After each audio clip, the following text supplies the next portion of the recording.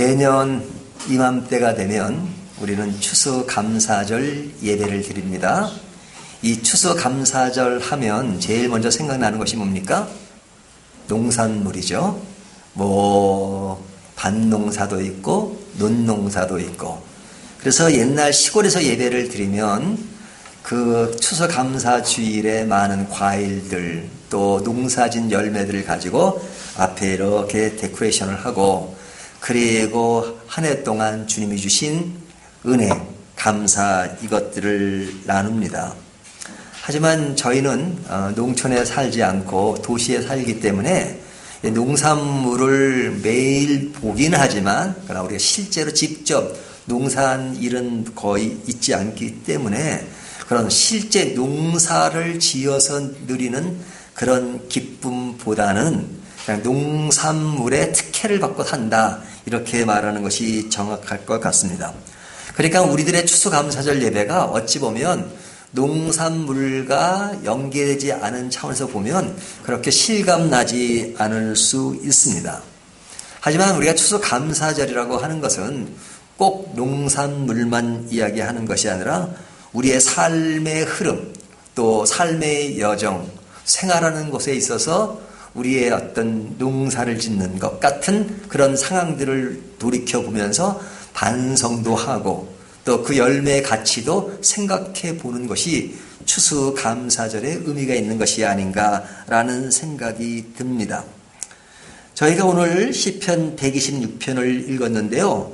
그 126편 5절과 6절을 보면 농산물과 관계되는 표현을 쓰고 있죠. 5절 보면 눈물을 흘리며 씨를 뿌리는 자는 기쁨으로 거두리로다. 울며 씨를 뿌려 나가는 자는 반드시 그 기쁨으로 그 곡식단을 가지고 돌아오리로다. 그러죠. 여기 씨를 뿌린다. 또 곡식단을 가지고 온다. 씨를 뿌렸는데 그것이 자라니까 곡식단이 된 것이죠. 그러니까 그 열매를 거두는 그 분위기를 우리에게 보여주고 있습니다. 그래서 이 시편 126편은 우리에게 농사 짓는 것을 기대했다가 그 기대의 결과로 열매를 얻는 이야기로 점철된 것으로 이해할 수 있을지 모르지만, 사실은 속 내용을 보면 이것은 하나의 비유로 표현된 것입니다. 비유로서 그 농산물에 대한 이야기를 한 것이지 실제적으로 농산물에 관한 것을 주로 다루는 것이 아니란 말이죠. 그럼 무슨 얘기냐? 이스라엘 백성들이 바벨론 포로로 있다가 돌아오게 됐죠. 돌아왔는데 모든 사람이 다 돌아온 것이 아니라 1차 기한, 2차 기한, 3차 기한을 통해서 돌아오게 되었습니다. 그런데 그들이 돌아와서 아주 항폐하게 된 자기 조국을 보면서 새롭게 재건하려니까 너무너무 힘든 것이죠. 무너진 성전도 지어야 되고, 그리고 할 일이 너무너무 많습니다. 그런데 자기들은 돌아왔지만 또 다른 돌아올 사람들인데 그들을 기대하면서 그들이 돌아오기를 바라는 것. 그래서 우리가 그들이 돌아올 수 있도록 씨를 뿌리자. 그러면 그들이 돌아올 수 있는 열매를 우리가 맛볼 수 있지 않겠느냐 하는 내용을 담은 것입니다. 그러니까 이스라엘 백성들이 다시 돌아오고자 하는 그 마음을 농사로 비유해서 우리에게 이야기하고 있는 겁니다. 그렇다면 오늘 우리도 이 말씀을 보면서 우리의 삶 속에 우리의 열매가 무엇이며 우리가 어떤 씨를 뿌려야 하며 어떤 열매의 결과를 얻으면서 그 속에서 감사하며 기뻐해야 하는가 하는 것을 생각하게 하죠. 오늘 우리가 추수감사절을 맞이해서 우리가 내 인생의 추수를 생각해 보는 것이 더 필요하다고 생각합니다. 자, 우리가 내 인생의 추수를 오늘 말씀에 비춰 생각을 해보면, 자, 추수는 1년에 몇 번 하는 것입니까? 나라마다 다르고 또 그 농산물마다 다르긴 하지만 일반적으로 볼 때는 1년에 한 번 정도 하죠. 그래서 씨를 뿌렸다가 적당한 시간이 되면 거두게 됩니다. 그러니까 우리 인생에도 매년을 한 단위로 볼 때 우리는 늘 추수할 때가 있는 거죠. 추수한다는 것은 내가 씨를 뿌렸다가 그 열매를 거두는 거잖아요. 그러면 우리 인생에 씨를 뿌리는 것과 거두는 것을 생각해 보면 너무너무 많은 사건들이 있죠. 저희가 내년이면 그런 새로운 생명들을 보게 되는데요. 인생이 이 세상에 오는 것, 태어나는 것, 도착하는 것, 이것이 탄생이죠. 탄생은 씨를 뿌린 결과입니다. 그러니까 새로운 생명을 열매로 얻는 것, 새로운 생명을 추수로 맛보는 것, 그것도 감사한 것이죠. 우리가 학교에 입학하면 때가 되면 또 뭘 합니까? 졸업을 하잖아요. 그것도 감사하죠.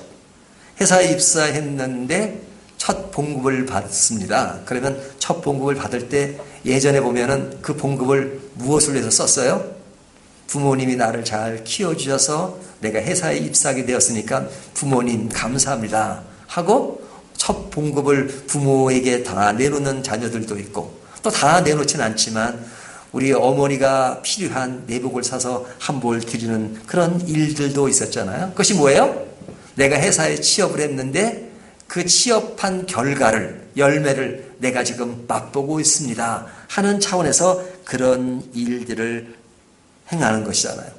우리가 사람을 만나게 되고 알게 되고 또 그러면서 친하게 되는 것도 만남의 열매잖아요. 한 남자와 여자가 만나서 결혼을 하게 되는 것도 만남의 결과로서 이루어지는 것이죠. 우리가 믿음 생활을 하잖아요. 신앙 생활을 하잖아요. 근데 신앙의 가치를 알고 하나님께 진정 감사하게 되는 것도 삶의 열매, 신앙의 열매라고 할 수 있습니다. 그러니까 농사를 짓는 사람들이 때가 되면 결과를 보고 기뻐하듯이 우리의 삶의 모습을 보면 우리는 늘 감사할 것이 많아요. 그렇죠? 열매를 늘 맛보고 살잖아요. 순간순간마다 열매를 맛봅니다. 우리가 1년 단위로 생각하지만 하루의 삶으로 좁혀봐도 그 안에서 씨를 뿌리게 되고 열매를 거두는 것이 너무너무 많으니까 우리의 감사는 순간순간마다 이루어질 수 있는 것이죠. 그러니까 우리가 이런 감사를 하듯이 시편 126편에서도 이 백성들이, 이스라엘 백성들이 바벨론의 포로로 있다가 돌아온 것이 얼마나 감사합니까? 그래서 그 감사하는 것을 보고, 돌아온 것을 보고 그들은 감사함의 표현을 어떻게 할지 모를 정도로 너무 극한 감사로 표현을 하고 있습니다. 어떻게 표현을 하고 있죠? 1절을 보세요. 여호와께서 시온의 포로로 돌려보내실 때 우리는 꿈꾸는 것 같았도다. 시온의 포로를 돌려보내실 때, 그들이 바벨론에 있다가 자기 고국에 들어왔을 때 그 상을 뭐라고 막 표현하고 있어요? 우리는 꿈꾸는 것 같았도다. 그렇죠? 얼마나 좋겠어요. 포로로 다 오게 됐는데, 해방이 되었는데, 그래서 꿈꾸는 것 같았도다. 2절을 보면요, 그때 우리의 입에는 웃음이 가득하고, 자, 우리의 입에는 웃음이 가득하고, 우리가 좋으면 뭐 입술이 뭐 귀에 걸렸다 그러잖아요. 그처럼 지금 입술에 웃음이 가득하고 우리 혀에는 찬양이 찼도다. 그죠? 우리 입에는 찬양이 찼다는 것은 너무너무 감사하고 너무너무 기쁘고 너무너무 즐겁고 너무너무 행복한 그런 상황을 이야기하잖아요. 3절을 보면 여호와께서 우리를 위하여 큰 일을 행하셨으니 우리는 기쁘도다.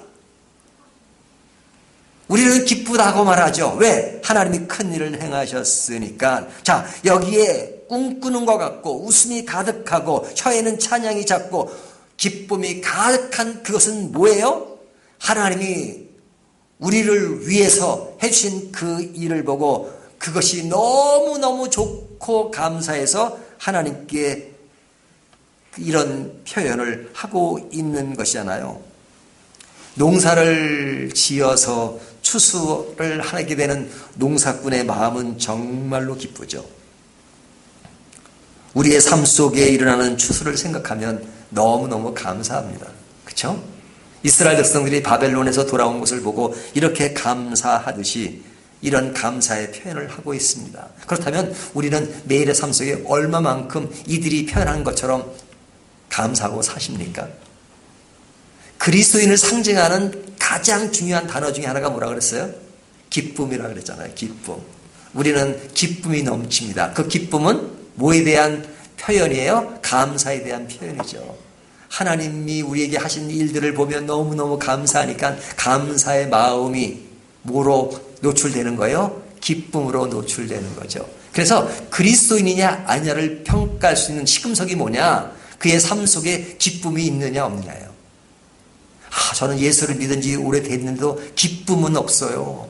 그러면 하나님이 기뻐할 수 있는 모든 것들을 베푸시고 만들어주는데 기쁨을 못 누린다면 하나님이 나에게 하신 것들을 깊이 실감하지 못하는 것이죠. 그러면 그의 신앙은 너무너무 답답한 것입니다. 즐거움이 없는 신앙, 그것은 너무 삭막하잖아요.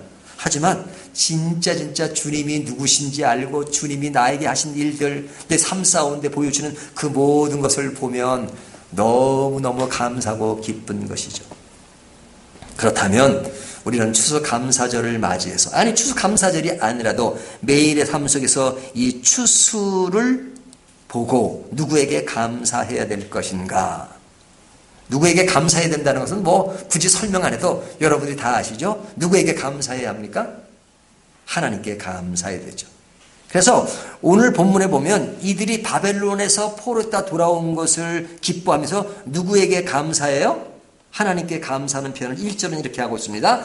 여호와께서 시온의 포로를 돌려보내실 때, 자, 뭐뭐 하실 때, 누가? 여호와께서, 그러잖아요. 여호와께서 뭐뭐 하셨을 때 우리는 꿈꾸는 것 같았도다. 내가 꿈꾸는 표현을 하지만 그렇게 하신 것은 누구라는 거예요? 여호와께서. 그러니까 이 모든 영광은 누구에게 있는 것이에요? 하나님께 있는 것이죠. 3절을 보면 여호와께서 우리를 위하여 하신 것입니다. 우리가 살아가는 모든 삶의 현장은 내 노력과 내 힘으로 이루어진 것 같지만 자세히 들여다보면 하나님의 도우심이 없으면 우리는 한순간도 살 수 없는 것이 우리의 존재입니다. 그래서 본문의 기자는 이렇게 말합니다. 여호와께서 그 일을 행하셨다고.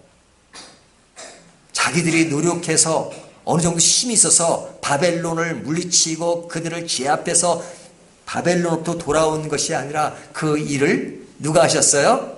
하나님이 하셨도다. 그러니까 추수는 결국 누구에 의해서 완성되는 것입니까? 하나님에 의해서 완성되는 것입니다. 인간이 하는 일에는 늘 한계가 있어요. 한계 있는 인간의 모습을 생각하면서 내 인생은 한계가 있지만 그런 한계 속에서도 하나님이 늘 함께 하셔서 많은 일들을 이루게 하시는 것을 보면 와, 우리의 신앙이 너무 멋진 거 아닙니까?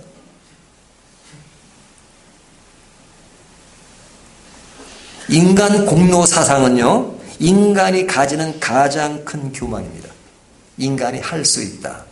한때 우리나라도 할 수 있다는 구호가 많았습니다. 군대 가도 할 수 있다. 또 어디 가도 할 수 있다. 근데 그것이 우리나라에도 유행됐지만요, 또 미국에서도 굉장히 많이 유행됐던 시대가 있어요. 그 미국에 가면 로버트 슐러라고 하는 사람이 크리스탈 처치, 수종교회라고 하는 곳인데 그분이 이 긍정적인 사고를 강조했습니다. 그래서 그분의 영향을 받아서 우리 한국 교회가 긍정적인 사고 하면 된다. 할 수 있다. 할 수 없거든이 무슨 말이냐. 믿는 자에게는 능치 못함이 없느니라. 자꾸 할 수 있다는 걸 강조했어요. 그러니까 인간이 할 수 있다. 자꾸 인간 공로를 강조하면서 하나님은 점점 약화시키는 성향이 있었단 말이죠. 그것을 강조했던 목사님은요, 그 교회가 파산돼 가지고요, 완전히 망해버렸습니다. 한때는 잘 나갔죠. 여러분, 인간이 할 수 있는 일은 한계가 있습니다. 그렇게 이렇게 올라가고 누리고 영화를 맛보는 것 같지만 사람이 무너질 때는요, 한순간에 무너질 수도 있어요. 사람이 완전히 무너져서 밑바닥에 인생을 사는 것처럼 보이지만 그 사람이 또 일어설 수도 있어요. 그래서 믿음의 사람들은 한결같이 내가 하는 것이 아니라 하나님이 하신다는 것을 강조합니다. 믿음의 의사들은요, 자기의 노력을 다해서 열심히 공부하고 의술을 연마해서 수술을 하지만 그 수술의 결과는 하나님께 맡깁니다. 내가 열심히 노력했지만 낫게 하시는 분은 하나님이십니다. 이렇게 고백하잖아요. 많은 과학자들과 많은 전쟁에 나가는 군인들과 많은 예술가들과 모든 사람들이 하나로 진정 하나님을 믿는 사람이라면 그들은 모든 것이 하나님께서 주신 것이라고 강조합니다. 하지만 하나님을 모르면 자신이 하는 것처럼 생각해요. 하지만 인간이 하는 일이 얼마나 한계가 있다는 것을 모르고 자신이 모든 것을 다 할 수 있는 것처럼 이야기한다면 그는 가장 교만한 사람인 것입니다. 인간은 할 수 있다라고 주장하는 것이 아니라 할 수 없다. 나는 할 수 없습니다. 하지만 하나님이 도우십니다. 시편 126편에서 이스라엘 백성들이 바벨론으로 돌아와서 고백하는 것은 다른 것이 아니에요. 하나님이 하셨다는 것입니다.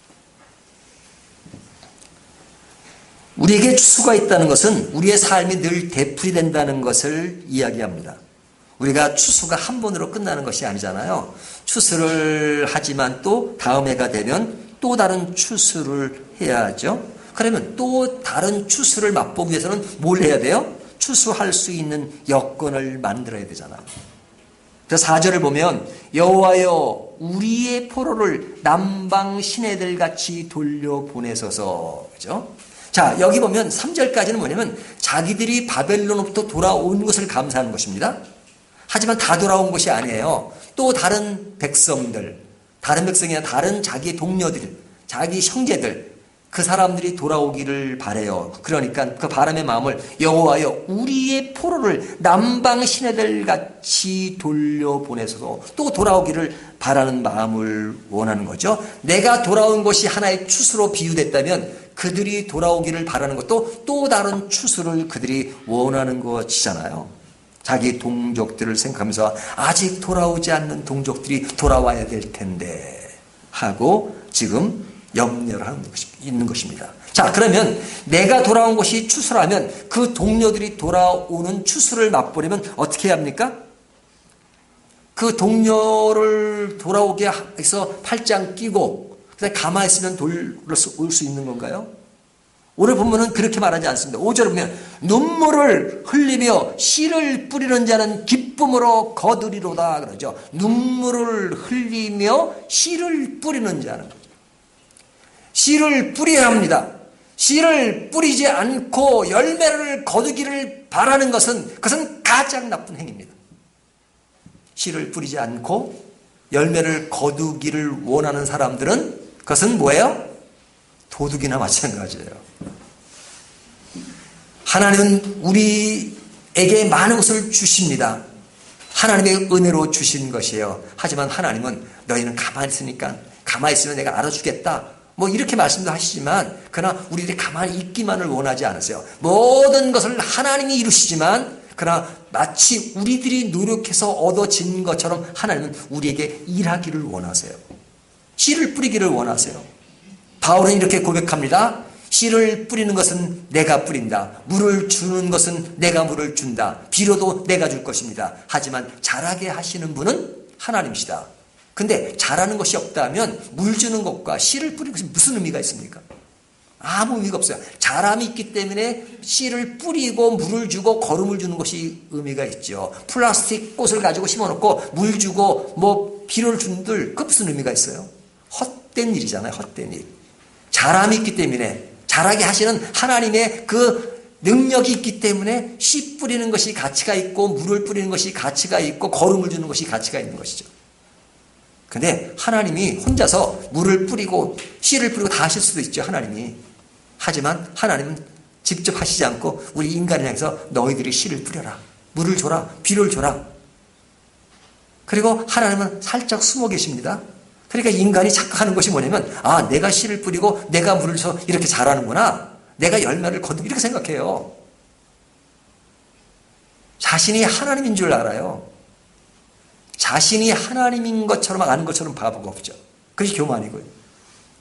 근데 하나님은 마치 인간의 노력으로 되어지는 것처럼 우리의 인간에게 이렇게 많은 것을 베풀어 주십니다. 자, 그렇다면 우리는 그런 상을 안다 그러면 늘 열매만을 바라지 말고 그 열매를 거두기 위해서 하나님이 나에게 씨 뿌리는 것을 원하시는구나. 그것을 생각해야 돼요. 근데 여러분, 저도 농사를 지어보지는 않았습니다. 농사를 지어봤다면, 농사도 아니죠. 그냥 그 텃밭 조그마한 곳에 이렇게 뿌려봤는데요. 그 한 2평 정도 되는 텃밭이요. 그거 쉽지 않더라고요. 게으르면 안 돼요. 열심히 해야 돼요.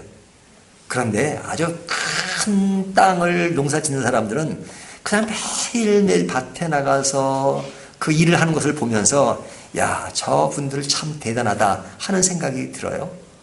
그러니까 농사 짓는 일이 결코 쉬운 일 같지는 않아요. 그러니까 여기 농사 짓는, 씨를 뿌리는 이야기를 할 때 뭐라고 하면 씨를 뿌리는 자는 기쁨으로 거두리로다 이렇게 말하지만 그 앞에 무엇을 얘기를 하고 있어요?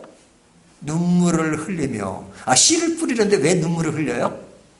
눈물을 흘린다는 말은 무슨 의미를 갖고 있는 거예요? 씨를 뿌리는 일이 쉽지 않다는 얘기죠. 그만큼 희생적인 노력이 필요하다는 거예요. 우리가 희생을 하며 눈물을 흘리면서 씨를 뿌리면서 열매를 거둬야지. 그렇지 않으면 그것은 강도나 똑같은 겁니다.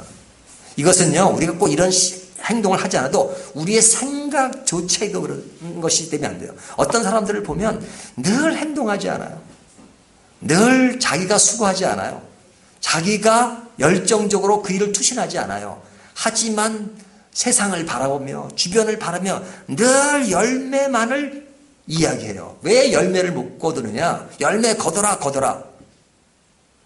근데 씨를 뿌린 것 없이 열매를 걷는다는 것은 있을 수가 없는, 세상의 질서와 논리는 그렇지 않아요. 하나님도 그런 논리로 우리에게 임하세요. 너희가 씨를 뿌리고 열매를 거두기를 바라라. 씨 뿌리지 않고 하나님의 기적으로 열매를 바라보게 하는 것은 그건 지독한 광신주의자예요. 하나님이 특별히 그렇게 하실 수도 있어요. 하지만 하나님은 상식으로 우리를 인도하십니다. 내가 신앙생활 가운데, 일상생활 가운데 씨 뿌리지 않으면서 열매를 거두기를 바라는 적은 없는가? 저희 교회는 교사 출신들이 많으신데 학생들을 볼 때 공부도 안 하면서 성적만 좋게 나오기를 바라는 학생이 있다면 그 학생을 어떻게 보시겠습니까? 말이 안 되는 거죠.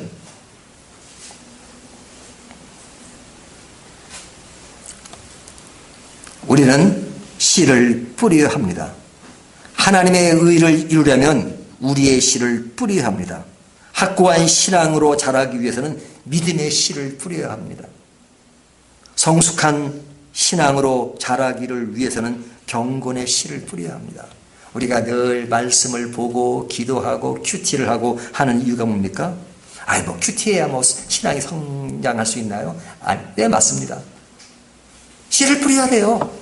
말씀을 보고 내 인생의 여정이 어떤 것인가, 하나님의 말씀을 잘 듣고 그 길을 내가 인도하심을 받으면서 가야지만 신앙이 자랄 수 있죠. 교회를 위해서 복음의 씨를 뿌려야, 그래야 뭐가 되는 것이죠? 전도를 해서 그들에게 복음을 전해야 사람들이 오는 것이지, 뭐 그냥 올 수도 있죠. 하지만 그런 경우는 많지 않아요. 오늘 홈커밍 데이인데 저는 여러분에게 이런 생각을 꼭 한번 해보시면 좋겠습니다. 뭐 제가 어떤 질타 차원에서 말씀드린 것이 아니고, 내가 평생 교회를 다니면서 교인들을 한번 이렇게 옆을 쳐다보십시오. 내가 전도에서 온 사람이 몇 사람이나 되나? 근데 나는 전도에서 온 사람이 한 사람도 없다. 그러면 진짜 슬퍼해야 합니다. 눈물을 흘리며 씨를 뿌린 적이 없는 것이니까. 그러면서 열매를 거두리로다. 그렇게 말한다면 그것은 수고하지 않고 결과만을 바라는 것이에요. 나는 하지 않아도 다른 사람은 그렇게 하면 된다? 그것은 또 안 좋은 거죠. 여러분, 이스라엘 백성들이 지금 시편 126편의 시를 쓰면서 그들이 열매를 거두는 차원의 이야기와 더불어서 지금 강조되고 있는 것은 눈물을 흘리며 씨를 뿌린다는 것을 더 강조하는 것입니다. 우리가 추수 감사절 때 조심해야 될 것은 뭐냐면 열매를 바라보며 열매가 또 이루어지기를 바라는 마음을 갖는 것도 매우 중요하지만 그 열매를 위해서 나는 얼마만큼 씨를 뿌리고 수고를 했는가, 눈물을 뿌리는 씨를 뿌리고 있는가 하는 것을 생각해야 한단 말이죠. 그런 수고와 그런 것이 없이 열매를 거두기를 원하는 것이 있으면 그것은 늘 열심히 살지 않으면서 로또 복권 하나 사가지고 그냥 언젠가 그냥 큰 돈이 들어오기를 바라는 그런 마음 같은 것이죠. 신앙은 그런 모험이 아닙니다. 신앙은 삶이에요. 신앙은 하나님의 나라의 원리예요. 그렇기 때문에 하나님은 씨를 뿌리라고 말씀하십니다. 하나님은 능력이 있으니까 씨를 뿌리자도 모두 하실 수 있다. 하실 수 있죠. 하지만 거기에만 우리의 신앙이 발전되면 안 됩니다. 상식적인 수준에서 신앙이 자라가야 하고 발전해야 되고 그런 가운데서 틈틈이 하나님의 기적과 하나님의 능력을 맛보는 것이죠. 하지만 생활 속에 상식적인 것은 저버리고 늘 그냥 하나님의 초자연적인 능력만 바래요. 그러면 초자연적인 능력이 매일매일 이루어지면 그것이 능력입니까? 상식이지? 아니란 말이죠. 기적이나 이런 것은 가끔 이루어질 수 있는 것이지 아무 때나 이루어지는 것이 아니고 매일 이루어지는 것도 아니고 상식적으로 이루어지는 것이 아닙니다. 하나님은 우리가 믿음의 상식의 길을 걷기를 원하세요. 그렇게 하기 위해서는 씨를 뿌려야 합니다.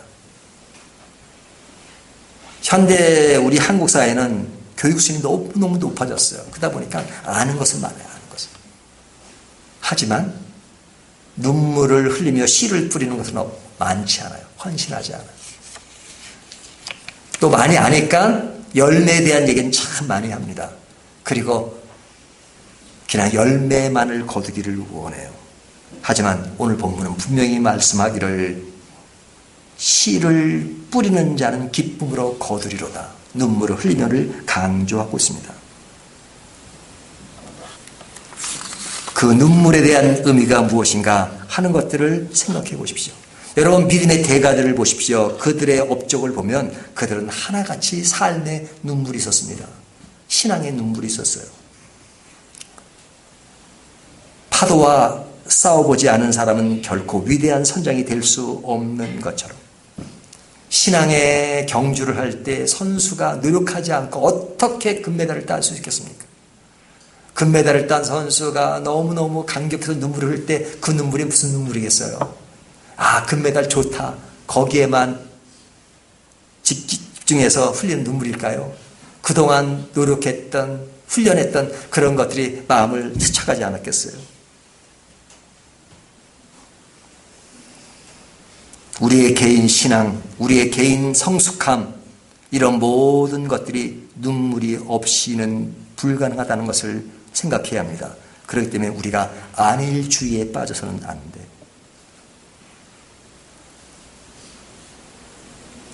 눈물에는 비의 눈물, 한탄의 눈물이 있잖아요. 하나님은 그런 눈물보다는 이런 수고의 눈물을 원하십니다. 신앙에는 눈물이 있어야 합니다. 노력이 있어야 합니다. 헌신이 있어야 합니다. 우리가 좋은 크리스찬, 좋은 교회, 이것을 이루기 위해서는 정말로 노력을 해야 합니다. 구원은 노력으로 되지 않습니다. 구원은 행위로 되지 않습니다. 하지만 구원받은 백성은 노력합니다. 구원받은 백성은 행합니다. 구원받은 백성은 인간의 의지를 굉장히 중요하게 생각합니다. 왜냐하면 그것이 삶의 열매며 신앙의 열매이기 때문에 그렇습니다. 오늘 우리가 추수감사절을 맞이해서 우리 앞에 농사진 과일들은 앞에 없습니다. 하지만 우리의 마음에 열매를 생각하시면서 나는 이 열매를 위해서 얼마만큼 눈물로 씨를 뿌리고 있는가? 만약에 올해까지 뿌리는 씨가 없었다면 내가 지금부터라도 다시 한번 씨를 뿌리면서 내가 뿌린 씨로 열매를 거두는 것을 맛볼 수 있도록 해달라고. 마음만 그런 것이 아니라 내가 실제 삶 속에서 행동하는 믿음의 사람이 되게 해달라고 함께 기도하며 나아가는 것, 이것이 추수감사절을 맞이해서 우리가 행해야 될 모습이라는 것을 다시 한번 생각하게 합니다. 이런 길을 함께 가는 저와 여러분이 되시기를 주님의 이름으로 축원합니다.